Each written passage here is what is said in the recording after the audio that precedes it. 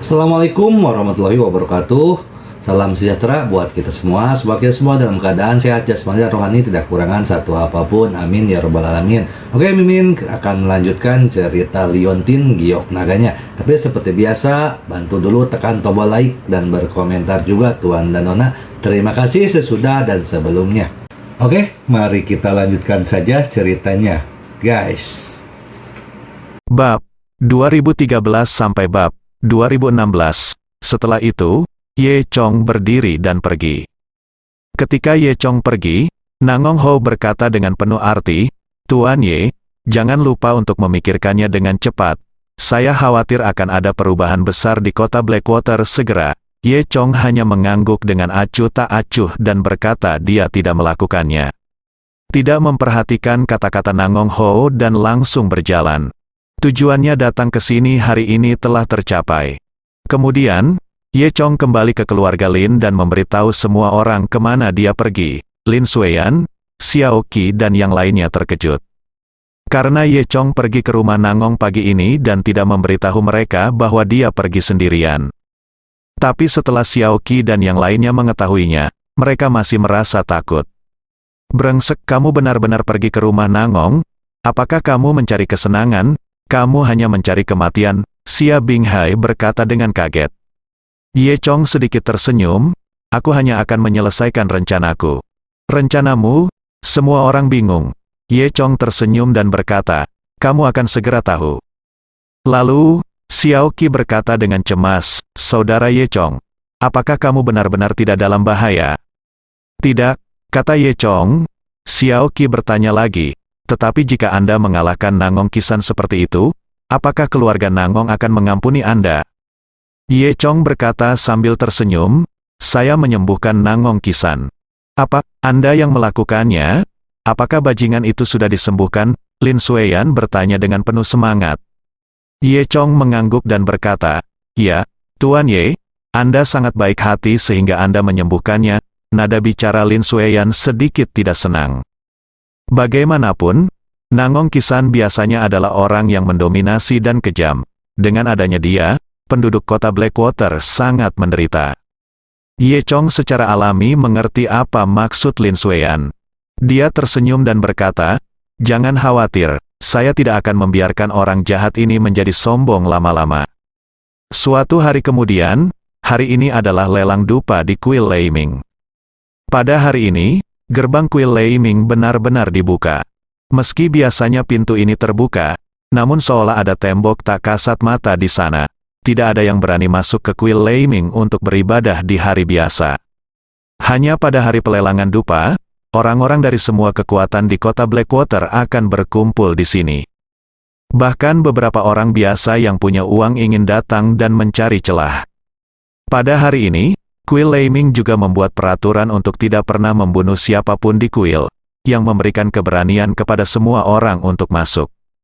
Bahkan beberapa orang yang tinggal di Pulau Dachen, dengan mengandalkan koneksinya, harus memasuki kota Heisui untuk mengikuti pelelangan di Kuil Leiming.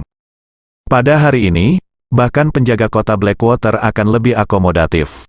Bisa dibilang lelang dupa di Kuil Leiming merupakan peristiwa besar di kota Blackwater. Ye Chong dan Xiao Qi tiba di sini lebih awal. Mereka berjalan perlahan dan santai. Xiao Qi masih sedikit khawatir. Bagaimanapun, Ye Chong membunuh Jiu Mozi dari Kuil Leiming. Bagaimana Kuil Leiming bisa membiarkan Ye Chong pergi? Sekalipun Kuil Leiming tidak membunuh Ye Chong di kuil, selama Ye Chong muncul, Kuil Leiming masih akan menemukan peluang untuk menyerang Ye Chong. Ye Chong tidak memperhatikan kekhawatiran Xiao Qi.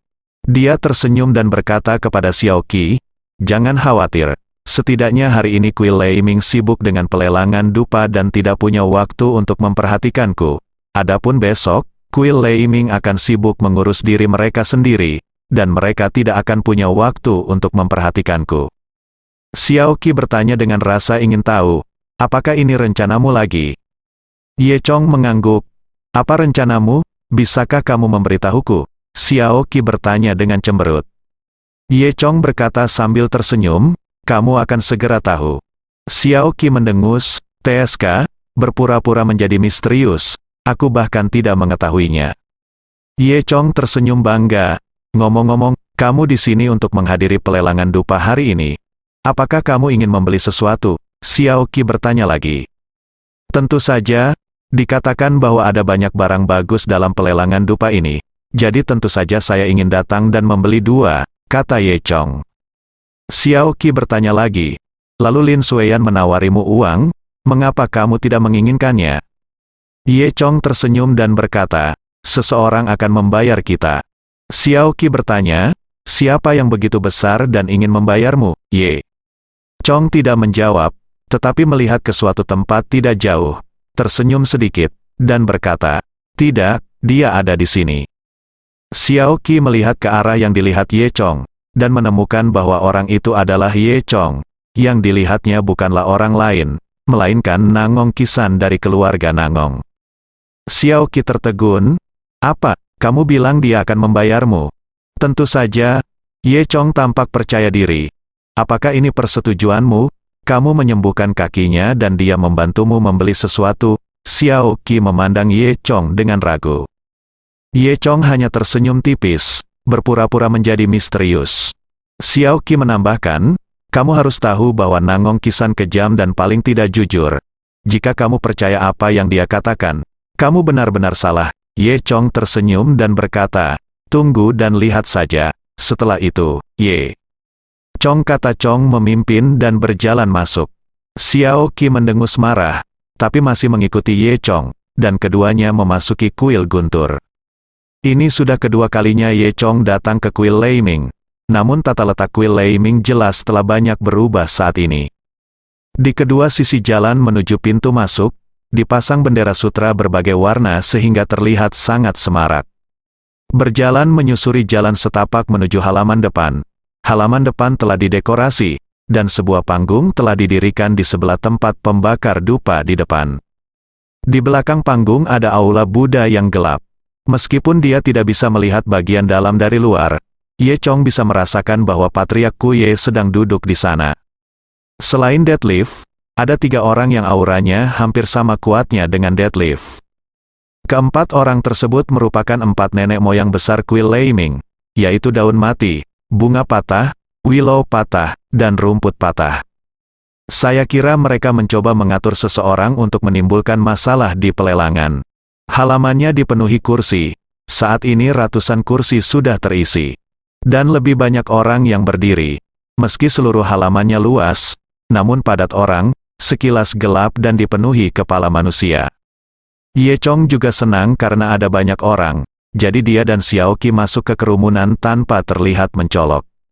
Xiao Qi juga merasa lega karena dengan banyaknya orang, kuil Leiming tidak dapat menemukan keberadaan Ye Chong sama sekali. Sebagai salah satu dari 3 kekuatan besar di kota Blackwater, keluarga Nangong tentu saja mendapat perlakuan khusus.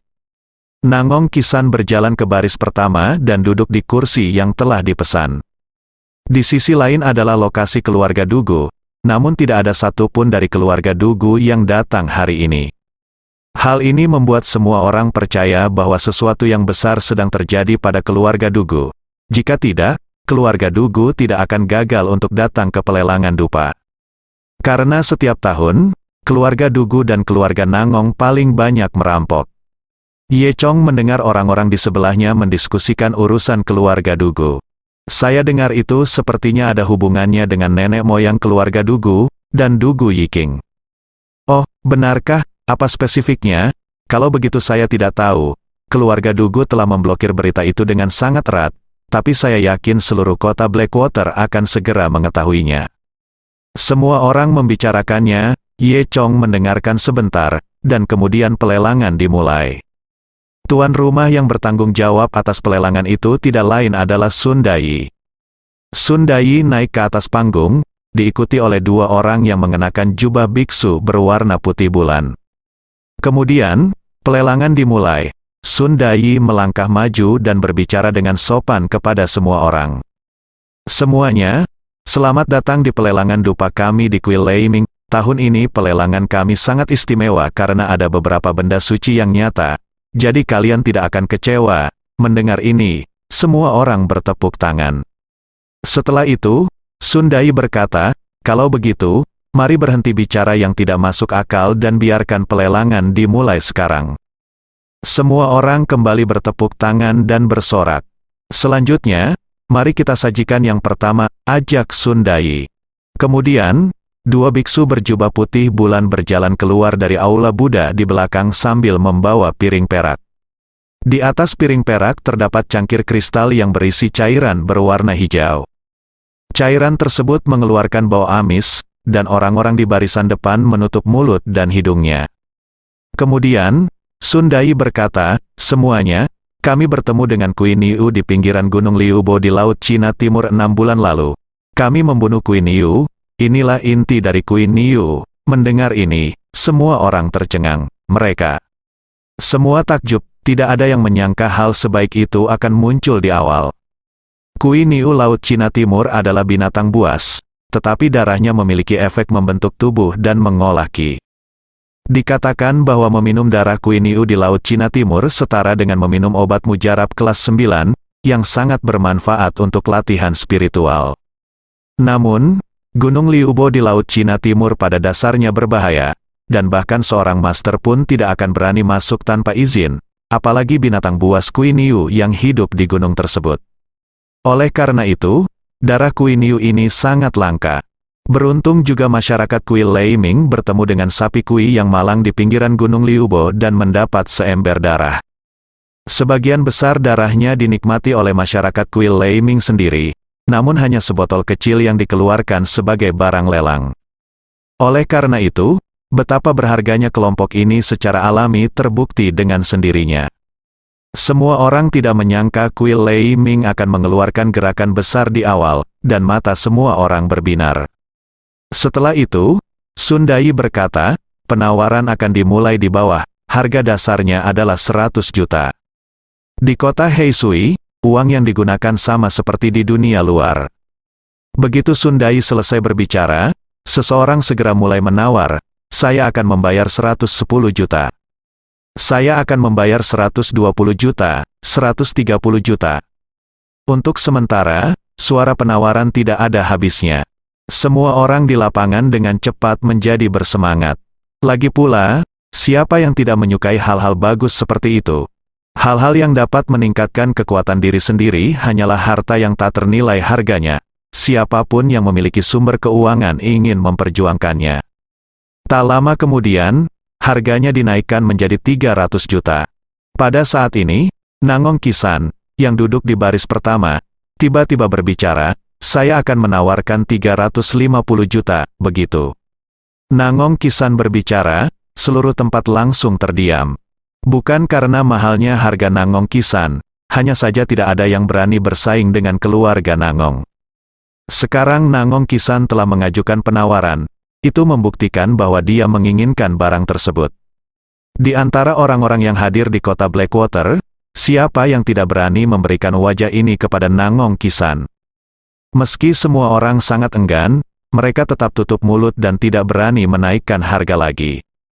Nangong Kisan tampak bangga, jelas sangat puas dengan kekaguman semua orang.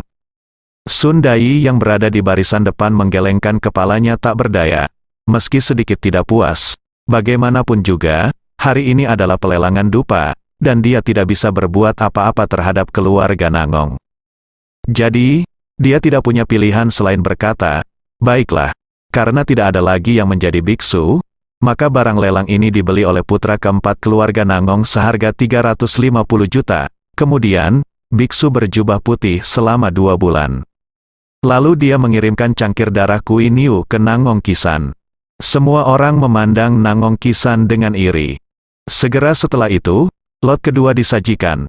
Saya melihat 2 orang membawa sebuah kotak kayu. Saat kotak dibuka, sepotong sutra beludru ditempatkan di dalamnya. Di atas sutra, 6 pedang kecil ditempatkan. Setiap pedang kecil hanya sepanjang jari dan terlihat seperti mainan anak-anak. Namun, begitu kotak itu dibuka, Ye Chong merasakan energi spiritual terkandung di dalamnya. Dia tahu bahwa 6 pedang kecil ini tidak sederhana. Saat ini, Sundai berkata, semuanya, 6 pedang terbang ini adalah pedang yang dibawa oleh Liu Taya, Dewa Pedang Krisan 100 tahun yang lalu. Mereka sangat kuat, dan kekuatan mereka tak tertandingi. Hanya saja, orang-orang saat ini lebih kuat dari sebelumnya. Legenda bahwa 6 pedang kecil ini masih berisi pedang Dewa Pedang. Maksudku, jika orang yang ditakdirkan mendapatkan rahasia yang bisa memahaminya, dia pasti akan mencapai sesuatu, dan mungkin dia akan menjadi generasi baru Dewa Pedang.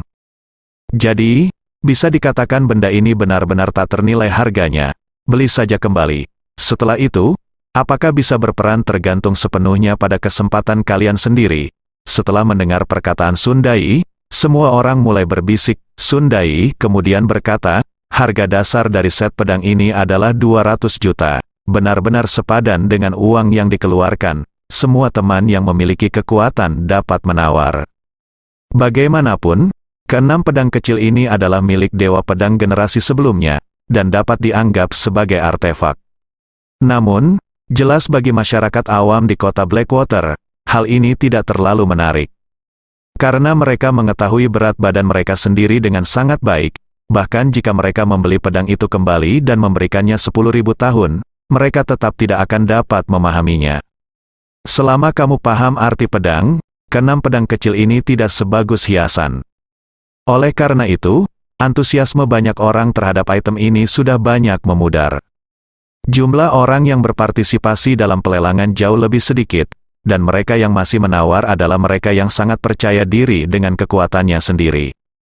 Saya akan membayar 210 juta, saya akan membayar 220 juta.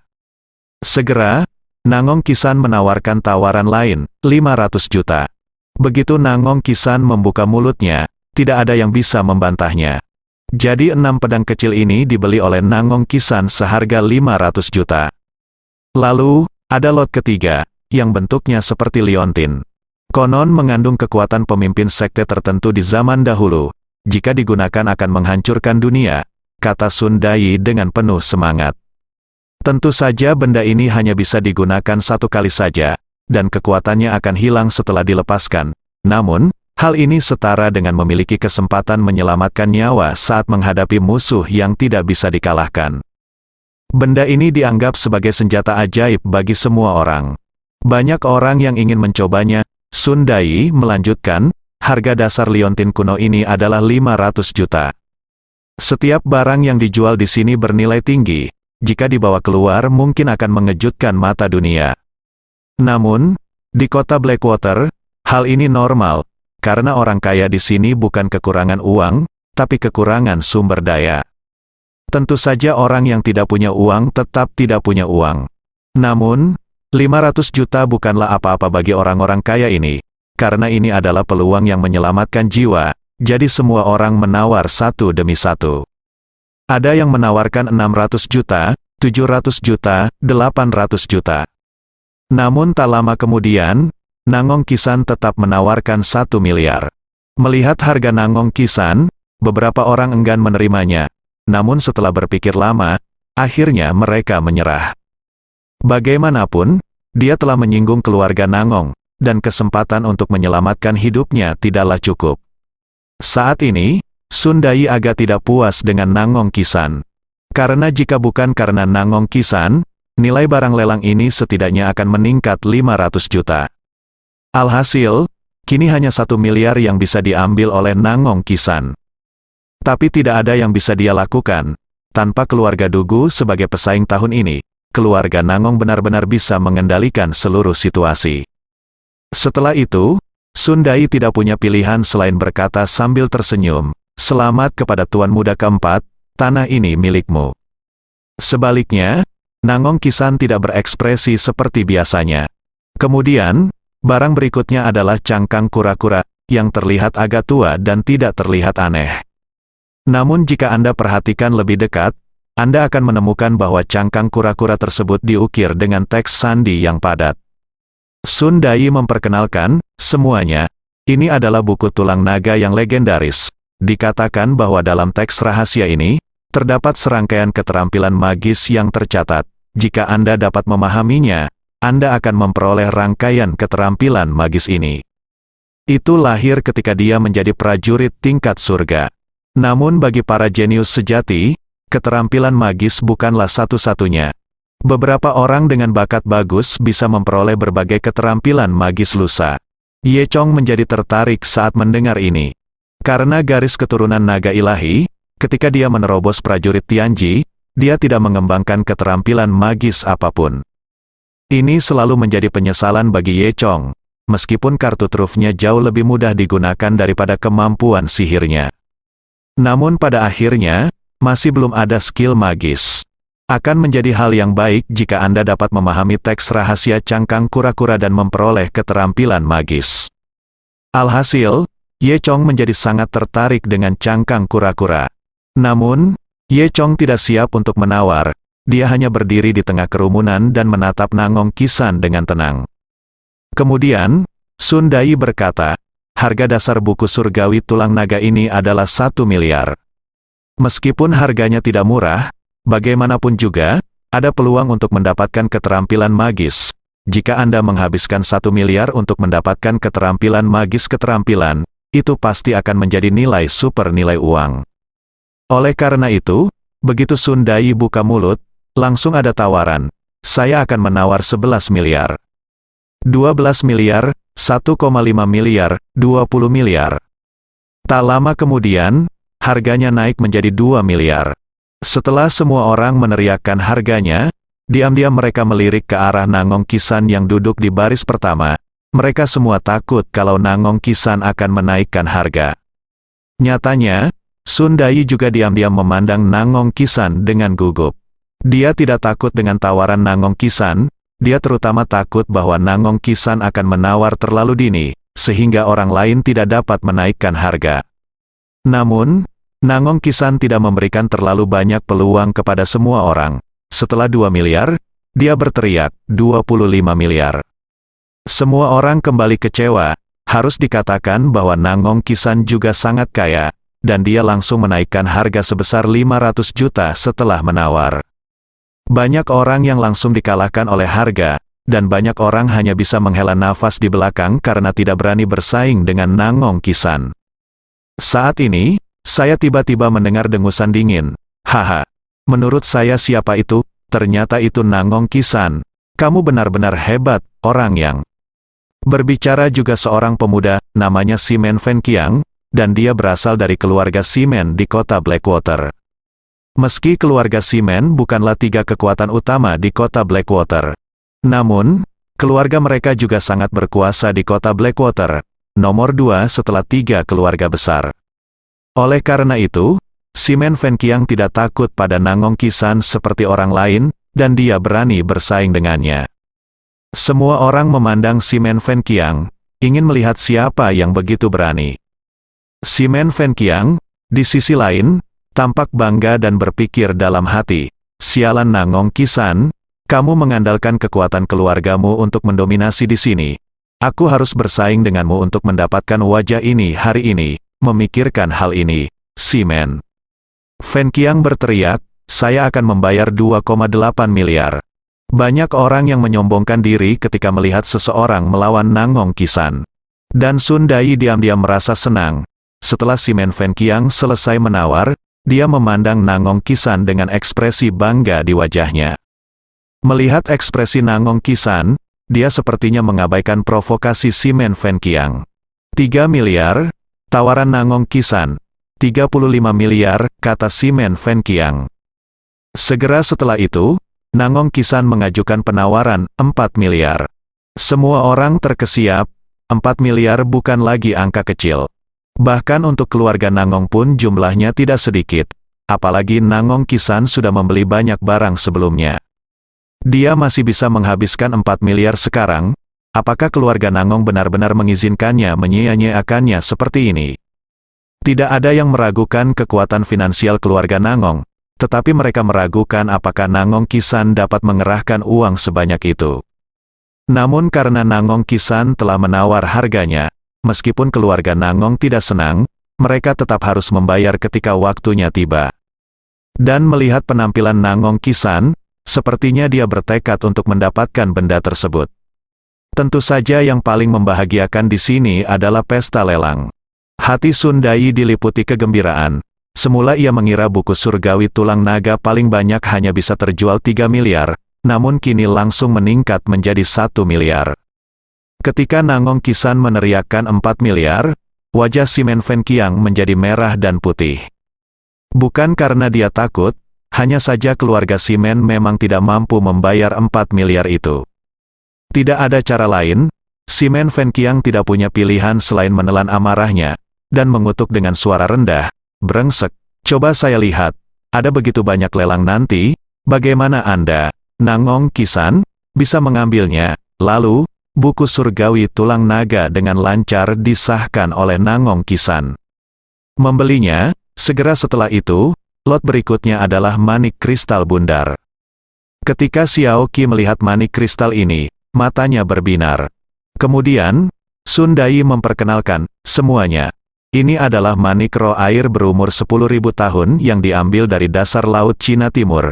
Dikatakan memiliki aura laut. Jika orang yang berlatih air latihan berbasis memakainya, itu akan sangat bermanfaat bagi latihan mereka. Sebelum dia selesai berbicara, kaki kecil Xiao Qi melompat, ini, aku ingin ini. Dia meraih lengan Ye Chong dan berkata, "Saudara Ye Chong, ambil foto ini dan berikan padaku, oke?" Ye Chong segera mengerti dan bertanya sambil tersenyum, "Xiao Qi, apakah keterampilan yang kamu latih berbasis air?" Xiao Qi mengangguk, orang dengan keterampilan berbasis air tentu saja mendambakan manik-manik kristal seperti ini. "Oh, Saudara Ye Chong, bisakah kamu memberikannya kepadaku?" Xiao Qi berkata dengan penuh semangat, Aku bisa memberikannya kepadamu." Ye Chong berkata dengan tercengang, "Jangan khawatir, benda ini milikmu." "Benarkah?" Xiao Qi sangat gembira. "Tentu saja," kata Ye Chong sambil tersenyum. "Terima kasih, Saudara Ye Chong." Setelah mengatakan itu, Xiao Qi berjinjit dan mencium wajah Ye Chong. Ye Chong tidak bereaksi sesaat, dia hanya merasakan ciuman basah yang manis di mulutnya. Tapi ini adalah sesuatu yang didambakan banyak orang. Si Men Fan Qiang adalah yang paling proaktif, menawar 2 miliar sejak awal. Nangong Kisan terus menawar 3 miliar. Kali ini, si Men Fan Qiang sangat marah, dia berteriak, "Nangong Kisan, apa maksudmu? Keluarga Nangong Anda tidak memiliki keterampilan atribut air sama sekali. Apa gunanya manik ini?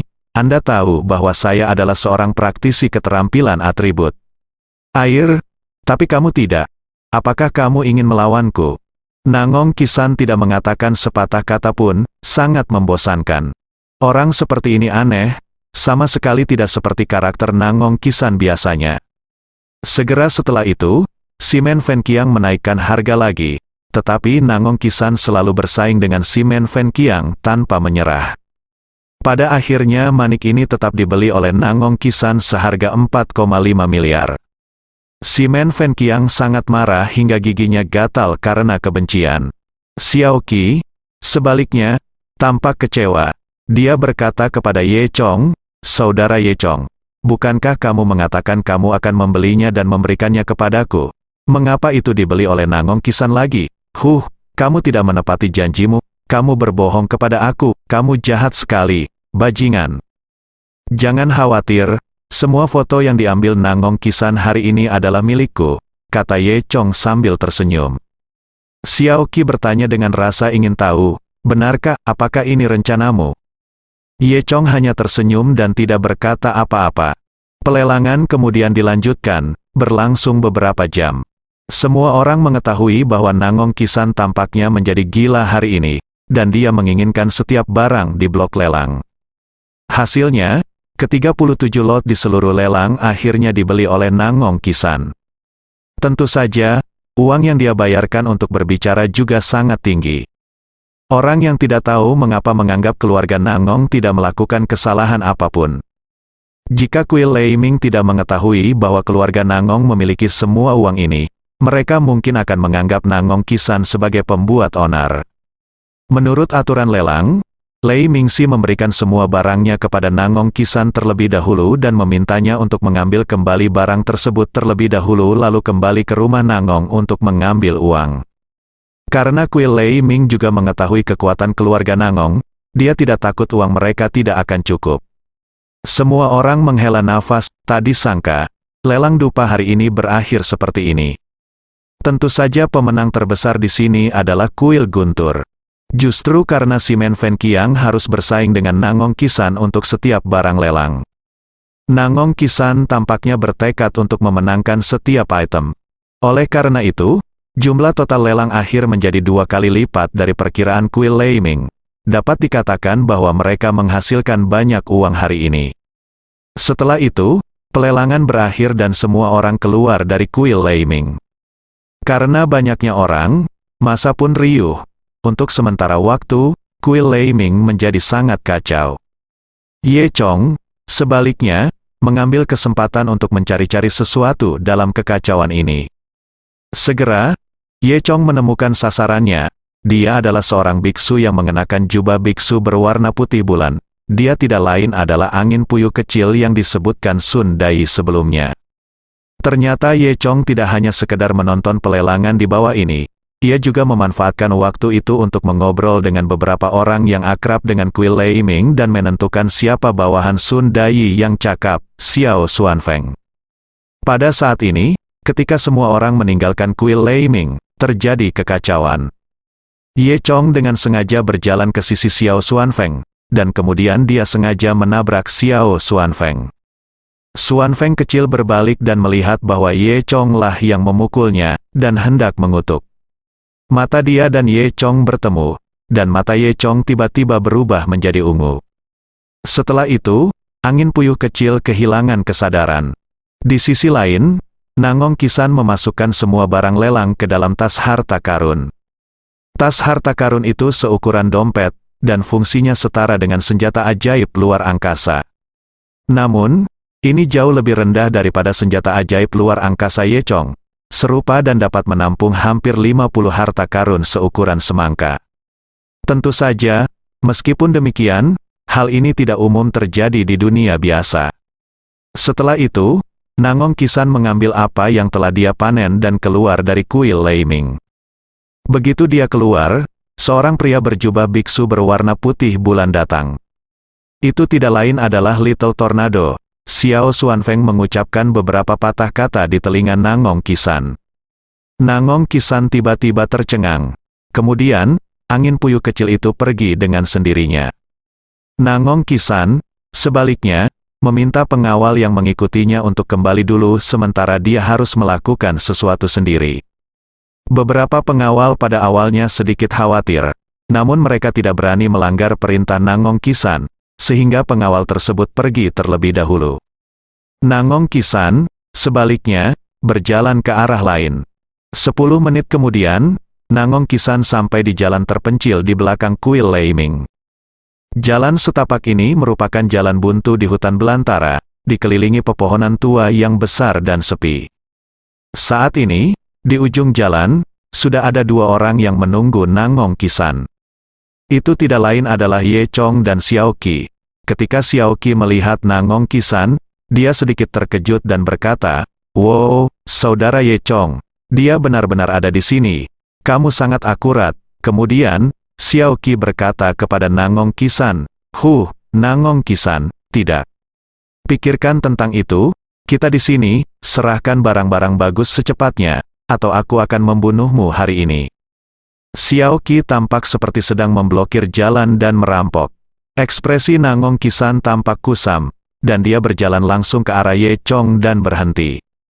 Xiao Qi memandang Nangong Qisan dengan aneh, bertanya-tanya ada apa dengan dirinya. Ye Chong tersenyum sedikit dan mengulurkan tangannya, "Serahkan." Nangong Qisan tampak sangat patuh seperti boneka yang diikat. Dia mengeluarkan tas harta karun dari tangannya dan menyerahkannya kepada Ye Chong, buru-buru. Xiao Qi terkejut saat melihatnya. "Di sini, apa yang terjadi?" Ye Chong tersenyum sedikit dan berkata, "Aku bilang aku tidak akan membiarkan orang jahat menjadi sombong terlalu lama." Saat dia mengatakan itu, Ye Chong mengulurkan 2 jari, lalu ketuk perlahan alis Nangong Qisan. Tubuh Nangong Qisan bergetar, lalu ia jatuh ke tanah dengan keras, tubuhnya bergetar 2 kali, dan ia langsung mati. Sebelum Xiao Qi terkejut, dia mendengar keributan lain. Dia segera meraih Ye Chong dan berkata, "Tidak, saudara Ye Chong, seseorang datang," bersambung.